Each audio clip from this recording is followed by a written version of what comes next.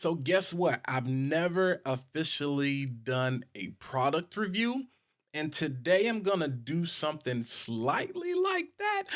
Not your typical YouTube product review with all the B-roll and stuff like that, because that's just not really my style. I think it's great, but it's not my style. But I do want to talk about my favorite piece of gear that I've had for a little over a year now, which is the Rodecaster Pro, which has absolutely changed my life and changed the way that I create content. Let's get into it.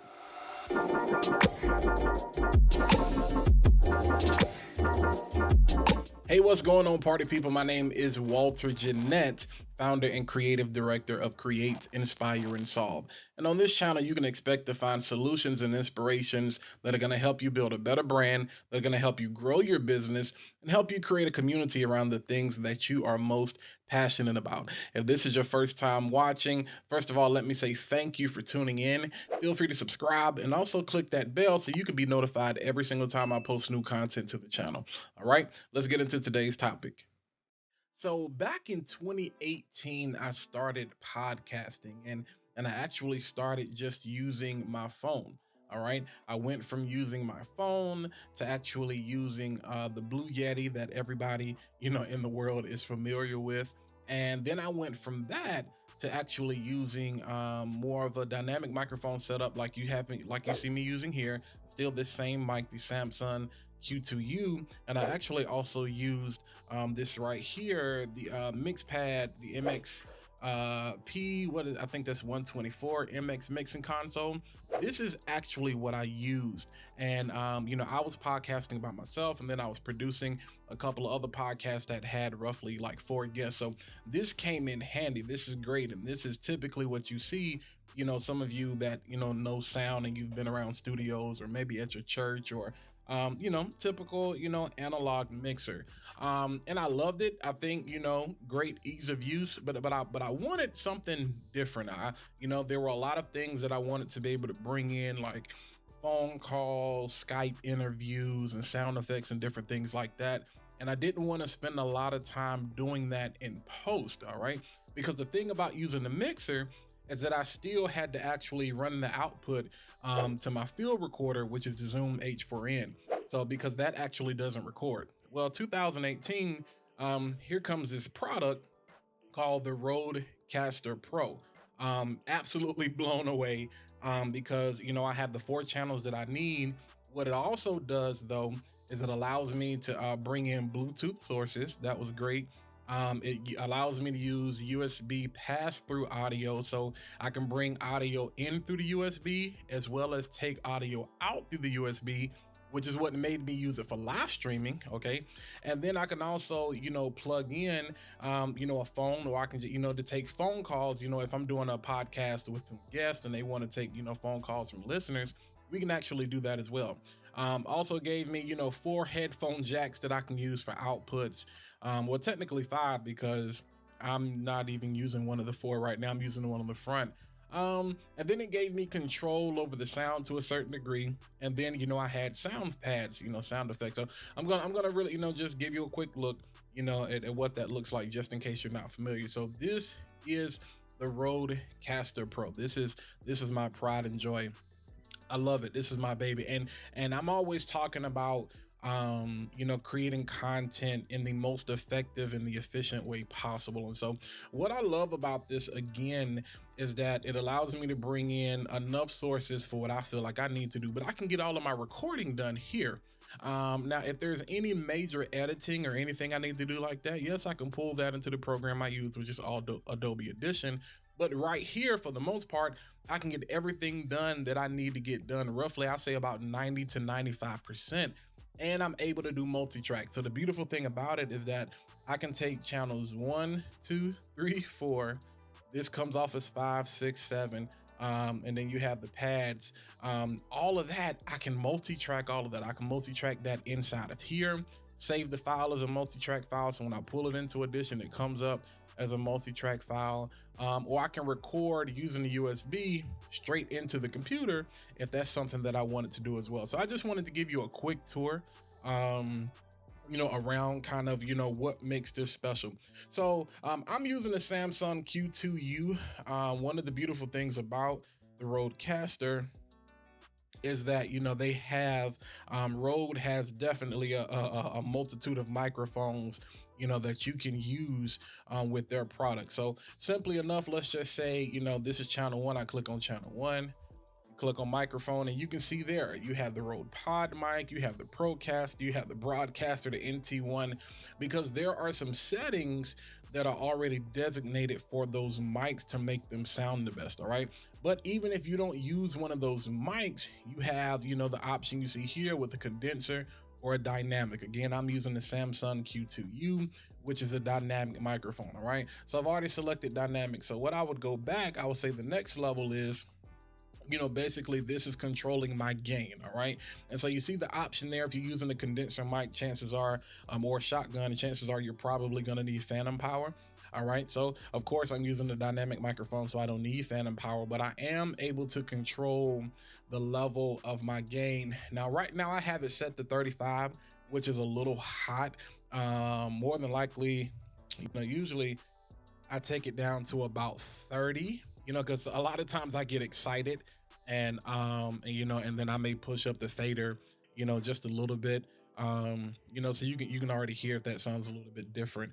But again, you see how easy it is, to control, everything that's going on, especially for people who don't really know anything about sound. Now again, based on the other fader, based on the other mixing console, that I showed you guys, that's not a digital console. This is, the Rodecaster Pro is similar to a digital console, but this right here, the Samsung MixPad mixing console, that was just, hey, your typical mixer that you see, and you play around with the knobs until you get it right. At least with the Rodecaster Pro, even if you didn't know what you were doing, you kind of get a visual, idea of, okay, I should, yellow means caution, and if it get up into the red, I'm sorry, I didn't mean to hurt your ears. But if you could see what happened there, I, even as loud as I'm talking, and I'm a very loud person, if you get into the red, that's danger zone, that's peaking. And so, yeah, that's the beautiful thing about that. So we go back out, you set the levels, and then you have tone and you have strength. So depending on how you speak, you have your options here. If you have a deep tone, if you're a person that has a medium tone voice, and then if you're a person that has a high tone voice, all right? So I keep mine on deep. All right, and then we go to strength. If you have a soft voice, medium voice, strong voice, you can tune it to that as well. All right, and then the last option we see here are effects.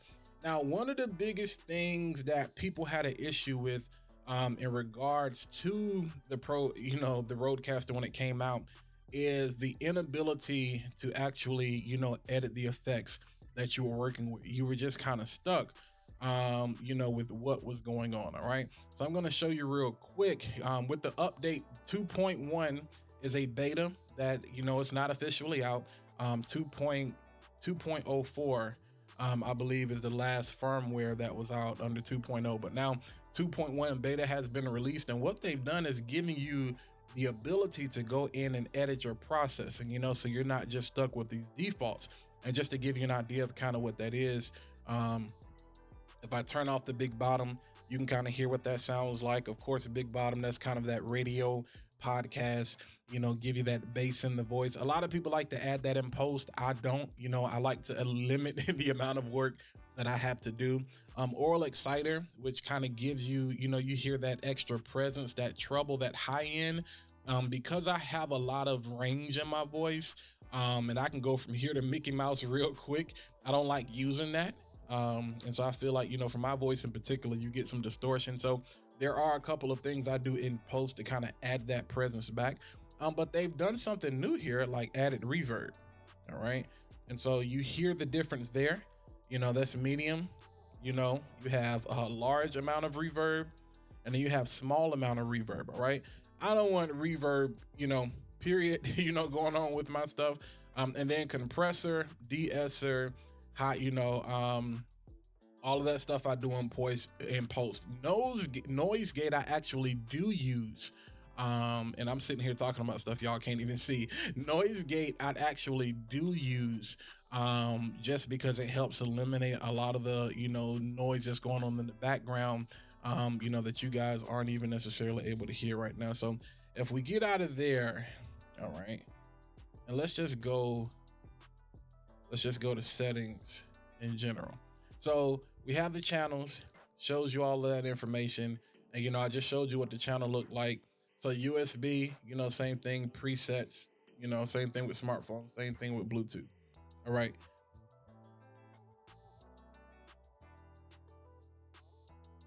All right, so if I click on podcast, it's actually going to take me to the podcast that I have saved on the device. So I better not do that, because you may just saw the sound is actually going to kick out. All right, and then we can actually go to the sound pad. So the beautiful thing I love about this as well is that you have these sound pads over here. And you know, you have multiple banks that you can use, and I'll just run through those real quick so you can hear what those sound like.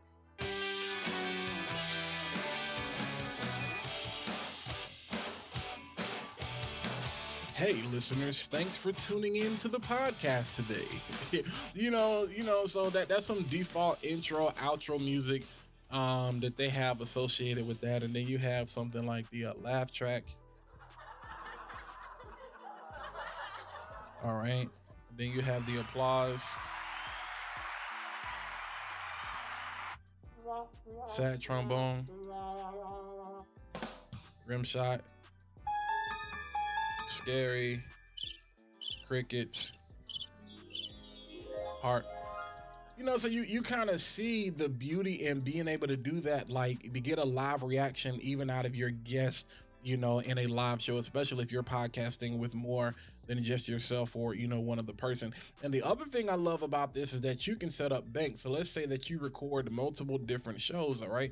Like, so I record several different shows. So bank 2 right now is actually just dedicated. We don't use any other extra sound effects. But all I use it for is the intro and the outro. So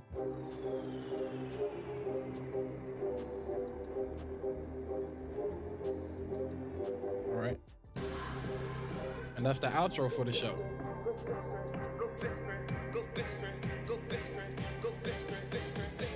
All right, so again, you know, that's the beautiful thing that I love about that, because I can actually edit this. There's a companion app, you know, that you can actually download on the computer, you know, to upload, to import and export all the sounds and everything that you need. All right, and then we get into the actual hardware, you know. So we see here, you know, you got your headphones, and you know, you can change your volume on that. Now, the one thing about Rodecaster Pro, it doesn't necessarily have the best headphone amps.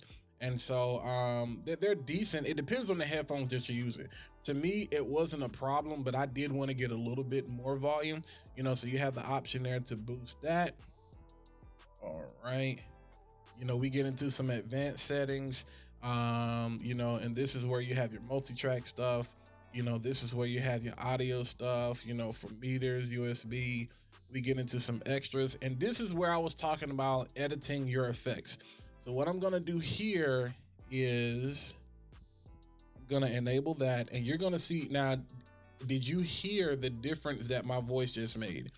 When I click enable, you know, the edits effect, it actually turned back on all the processing. So I'm going to go back out. So let's say let's just say we went all the way back out. So let's say I'll go back. So I'm using channel 1. So I go back to channel 1, I go to effects. Now you see this menu looks a little bit different. All right.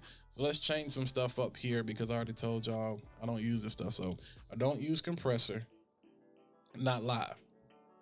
Noise gate I do use, so I'm gonna leave that on. The de-esser I don't use. I use that in post. Aphex, the oral exciter, I just told y'all I don't use that. All right, but I do use the big bottom, so I'll leave that on. High pass filter, I don't use that. And reverb, there's no reverb on that. All right. So again, just to show you real quick, potentially, and somebody say, well, yo, your voice might have sounded a whole lot better. The thing is, I still got to listen to this. And so I know, you know, I have some presets in Adobe Audition set to specifically to my voice, you know, that I just go ahead, bam, hit the preset. It's called Walt's Voice Rack. I apply and I'm good to go. I don't have to do anything else. But just for those of you that don't know anything about sound, I'll run you through this real quick. So of course, everybody kind of knows what reverb sounds like. So again, like if it was extra large reverb, and if I just turned the level up and we kept going up, and it's like, yo, you hear all of this echo that I have in my voice, all right? You know, so let's turn that back down. I think it was on 20. Turn it off anyway because I'm not going to use it. All right, noise gate. So I'm going to turn off the noise gate so you can hear what it would sound like without it.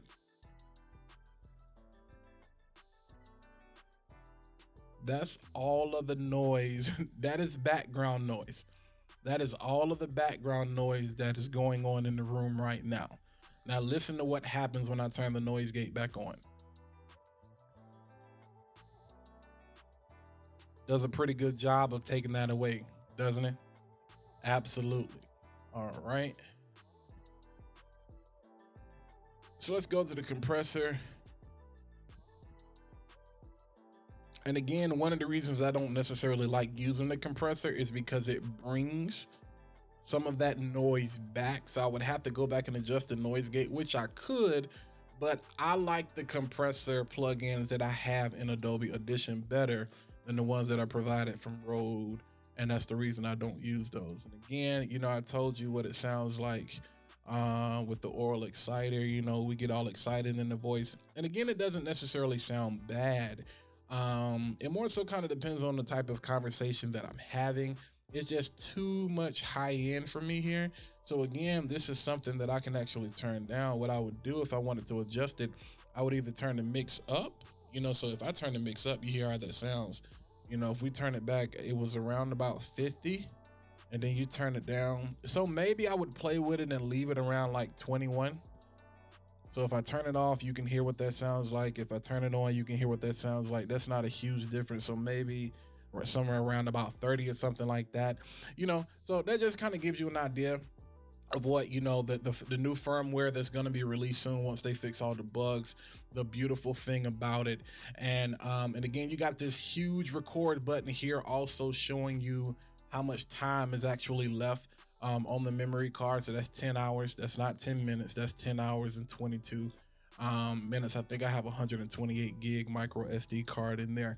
But again, I just love it. I love it. This is the thing, you know, that I use to produce my content for podcasts, you know, when I'm recording videos.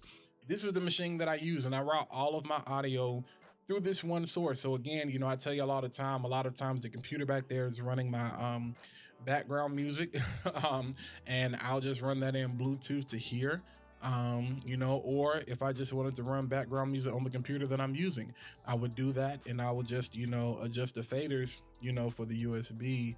You know, just show you that real quick. I would just adjust this USB fader right here, and that would actually determine the background music. And I'm gonna do that real quick just so you can hear what it is that I'm talking about. So give me 2 seconds. Quick pub. For background, simple background music, a lot of times I just use YouTube audio library, or I'll just go to something like Chill Hop, you know, because that's always clutch. Bam, there we go.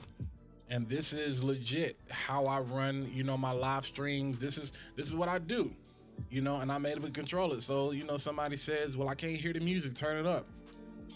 You know what I'm saying? So if I want to turn up the music and somebody was like, hey, that's a little bit too loud, turn it back down. You know, I can turn it down. If I want to turn it off, I can turn it off, you know. So yeah, it's a beautiful thing. It's a wonderful thing. I love it. I'm not gonna say this is my prized, you know, possession, but it is definitely one that has made editing, recording, creating in general just a much easier and a much lovelier process, because literally I sit down at the computer, turn on my light, turn on my camera, turn on the Rodecaster Pro, and I'm ready to go. So again, if you want to know any other information specifically about this, like I said, that's not necessarily an in-depth tutorial. I just wanted to kind of show you in general, because again, I get a lot of questions about this. Just kind of show you specifically how this actually works. Again, for a lot of people, there's a love-hate relationship, and I know a lot of people compare this to the Zoom L8 or the Zoom L12 series. that I actually do like. I'm just a fan, you know, of Rode and their products. Clearly, I'm a fan of Zoom as well. And so it's kind of a toss up for me. I think a lot of people are attracted to the Rodecaster because of the aesthetics. Like, it just looks cool. You got these big buttons, which I think, you know, goes a long way as well. But again, you know, let me in the comments, you know, let me know in the comments, what are you using for audio? What are you using to create content? What are you using to record podcasting? Are you using the Rodecaster Pro? If you are, what are your favorite settings? You know, what are your pros? What are your cons? You know, are you using like the Rode Pod mic, the Rode Broadcast or something like that? Yeah, I definitely would love to hear from you on what you're using. And if you have any questions or you want a more detailed tutorial specifically on how to use the Rodecaster Pro, let's absolutely talk. Thanks for watching. I'll catch you guys on the flip side.